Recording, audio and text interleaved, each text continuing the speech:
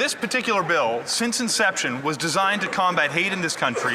കഴിഞ്ഞ ദിവസം കാനഡയിലെ ഈ ഒരു വാർത്ത ഞാൻ കാണുമ്പോൾ എൻ്റെ മനസ്സിലേക്ക് പെട്ടെന്ന് വന്ന ഒരു ചിന്ത ഇങ്ങനെയായിരുന്നു, ദൈവമേ, ഈ രാജ്യം ഇത് എങ്ങോട്ടാണ്?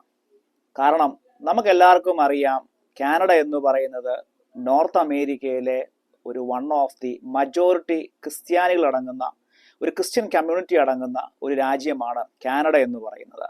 എന്നാൽ ധാരാളം നമ്മളെപ്പോലുള്ള വിവിധ രാജ്യങ്ങളിൽ നിന്നുള്ള ഇമിഗ്രൻസ്, ലക്ഷക്കണക്കിന് ആൾക്കാർ പിൽക്കാലങ്ങളിൽ ഈ രാജ്യത്തിലേക്ക് വന്നു എന്നത് സത്യമാണ്. എങ്കിലും കാനഡയുടെ പാർലമെന്റിലെ എംപിമാർ, അതായത് മെമ്പർ ഓഫ് പാർലമെന്റ് തന്നെ മജോറിറ്റി ഓഫ് ആൾക്കാരും ക്രിസ്ത്യാനികളാണ്. ഈ ക്രിസ്ത്യാനികൾ അടങ്ങുന്ന എല്ലാ മെമ്പർ ഓഫ് പാർലമെന്റ്സ്, അതായത് എംപിമാരും എല്ലാം കൂടെ ചേർന്നാണ് ഈ കഴിഞ്ഞ ദിവസം പാർലമെന്റില് ബിൽ C9 ബിൽ 21 എന്ന ഈ രണ്ട് ബില്ല് പാസ്സാക്കിയെടുത്തത്. ചില മാസങ്ങൾക്ക് മുമ്പ് ഈ ഒരു സംഭവം, ഈ ഒരു ബില്ല് അവർ പ്രപ്പോസ് ചെയ്തെങ്കിലും അത് പാസ്സാകുമെന്ന് ആരും തന്നെ കരുതിയതല്ല.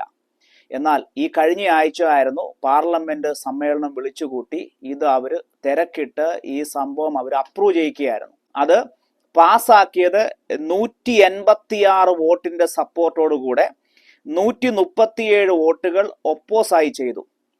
അത് 187 വോട്ടുകൾ എന്ന് പറയുന്നത് നിലവിൽ ഭരിക്കുന്ന ലിബറൽ ഗവൺമെന്റും ക്യൂബക്കിലെ ബ്ലോക്ക് ക്യൂബക്കോസ് എന്ന് പറയുന്ന ഈ രണ്ട് പാർട്ടിക്കാരുടെ സപ്പോർട്ടോടു കൂടാണ് ഈ ബിൽ C9 ബിൽ 21 പാസ്സാക്കിയെടുത്തിരിക്കുന്നത്. അതെന്താണെന്നാണ് നമ്മൾ ഇനി പറയാനായിട്ട് പോകുന്നത്. ഈ പുതിയ ബിൽ C9 ബിൽ 21 കാനഡയുടെ മതസ്വാതന്ത്ര്യത്തെ എടുത്തു കളയുകയാണ്. ഇനിയും ഒരു മതത്തിൽപ്പെട്ട ആളുകൾക്കും അവർക്കിനി ഒരു ഫ്രീഡം ഇല്ല.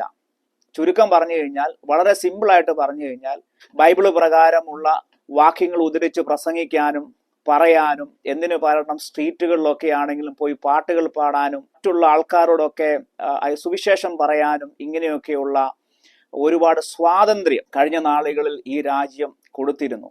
ഇനിയും ആ പണി നടക്കത്തില്ല. ഒരു ഉദാഹരണം പറഞ്ഞു കഴിഞ്ഞാൽ, നമുക്കറിയാം LGBTQ പോലുള്ള ആളുകൾ ഇവിടെ ഉണ്ട്. ബൈബിൾ അടിസ്ഥാന പ്രകാരം ആണും പെണ്ണും ഇങ്ങനെയുള്ള രണ്ട് ഇതിലുള്ള ആളുകളെയാണ് ദൈവം സൃഷ്ടിച്ചിരിക്കുന്നത്. ഡൊണാൾഡ് ട്രംപ് നേരത്തെ പറഞ്ഞതുപോലെ, അതായത് അമേരിക്ക പോലുള്ള രാജ്യത്തിലൊക്കെ അദ്ദേഹം നടപ്പിലാക്കി. എന്നാൽ ഇവിടെ ബൈബിൾ ഉദ്ധരിച്ചുകൊണ്ട് ഇനി അങ്ങനെയൊന്നും നമുക്ക് പറയാൻ പറ്റത്തില്ല. പറഞ്ഞു കഴിഞ്ഞാൽ അത് ശിക്ഷയാണ്. അവരെ ജയിലിൽ വരെ പിടിച്ചിടാനും അതുപോലെ തന്നെ പണിഷ്മെന്റ് ചെയ്യാനും ഒക്കെ ഉള്ളതാണ് പുതിയ ബില്ലെന്ന് പറയുന്നത്. ഈ ഒരു ബില്ല് പാസ്സാക്കി എടുക്കുമ്പോൾ തന്നെ, അതായത് പാർലമെന്റിലെ ഇത് ഒപ്പോസ് ചെയ്തതായിട്ടുള്ള കൺസർവേറ്റീവ് പാർട്ടികൾ ഉൾപ്പെടുന്ന പല ആൾക്കാരും ഇതിന് ശക്തമായ രീതിയിൽ ഇതിനെ എതിർത്തു. കാര്യം ഇതൊരു ക്രിസ്ത്യൻ രാജ്യമാണ്. ഇത് ശരിക്കും പറഞ്ഞാൽ ഈ ഒരു ബില്ല് ക്രിസ്ത്യാനിറ്റിയെ ടാർഗറ്റ് ചെയ്തുകൊണ്ട് എന്നേക്കുമായിട്ട് ക്രിസ്ത്യാനിറ്റിയുടെ ഫ്രീഡം ഈ രാജ്യത്തെ ഇല്ലാതാക്കാനും നശിപ്പിക്കാനും അത് മറ്റു പല ആളുകൾക്കും ഇത് കയറി വരാനും വളർത്താനും അവരുടെ കമ്മ്യൂണിറ്റിയെ ഉയർത്താനും ഒക്കെയാണെന്ന് പല എംപിമാർ ചൂണ്ടിക്കാണിക്കുകയും, ഇങ്ങനെ ഒരു ബില്ലിന്റെ ആവശ്യകത ഉണ്ടോ എന്ന് മിനിസ്റ്റർ ഓഫ് ജസ്റ്റിസിനോട് തന്നെ വാർത്താ മാധ്യമങ്ങളൊക്കെ ചോദിക്കുമ്പോൾ അദ്ദേഹത്തിന്റെ ഒരു മറുപടി എന്ന് പറയുന്നത്, സിൻസ് 2021 മുതൽ ഏതാണ്ട് 85ഓളം ചർച്ചുകളാണ് അത് അഗ്നിക്കിരയായത്. ഇത് എങ്ങനെ സംഭവിച്ചു, ആരാണ് ഇത് ചെയ്തെന്നുള്ളത് ഇതുവരെയും നിലവിലെ ഗവൺമെന്റിനോ അതിന്റെ ഉത്തരവാദിത്തപ്പെട്ടവർക്കോ സേഫ്റ്റി ഉത്തരവാദിത്തമുള്ള മിനിസ്റ്റർക്കോ അതുപോലെ തന്നെ ഇവിടുത്തെ RCMP പോലീസ് ഓഫീസർക്കോ അതിന്റെ ഉദ്യോഗസ്ഥർക്കോ ആർക്കും ഒരു മറുപടിയില്ല പറയാൻ. അതിന്റെ പിറകിൽ എന്തെങ്കിലും ഒരു അദൃശ്യ ശക്തിയുണ്ടോ, അല്ലെങ്കിൽ അതിന്റെ പിറകിൽ ആരുടെയെങ്കിലും ഒരു പ്രത്യേക താല്പര്യമുണ്ടോ എന്നൊന്നും തന്നെ ഒന്ന് അന്വേഷിക്കാൻ പോലും ഇതുവരെ ലിബറൽ ഗവൺമെന്റ് മുന്നോട്ട് വന്നില്ല എന്നുള്ള ഒരു രൂക്ഷ വിമർശനവും ഇതിന്റെ അകത്തുണ്ടെന്നുള്ളതാണ് അദ്ദേഹം ചൂണ്ടിക്കാണിക്കുന്നത്.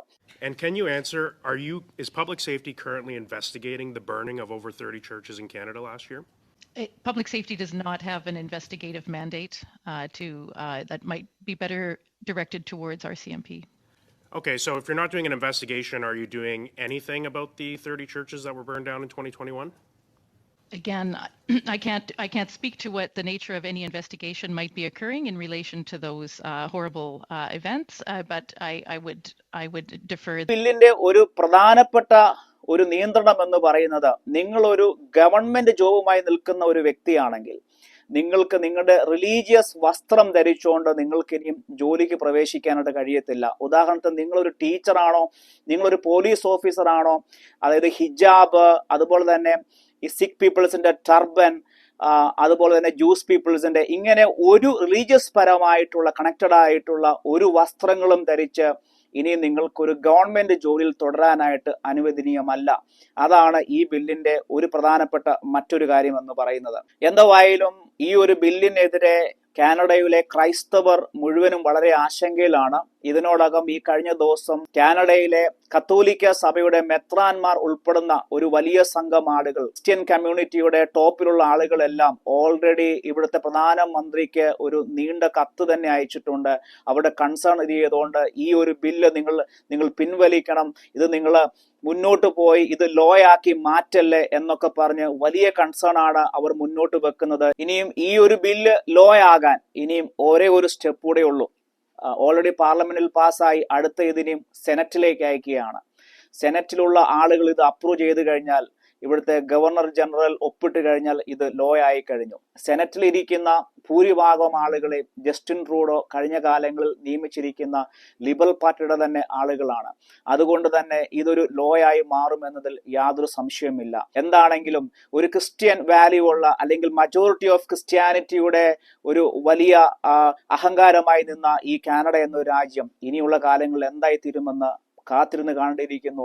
നിങ്ങൾക്ക് എല്ലാവർക്കും ഈ ഒരു വീഡിയോ, ഈ ഒരു അപ്ഡേറ്റ് ഇഷ്ടപ്പെട്ടെന്ന് വിചാരിക്കുന്നു. പുതിയൊരു അപ്ഡേറ്റുമായി വീണ്ടും ഞാൻ നിങ്ങളുടെ മുന്നിൽ വരും. I am Sandra X. Joy. Bye.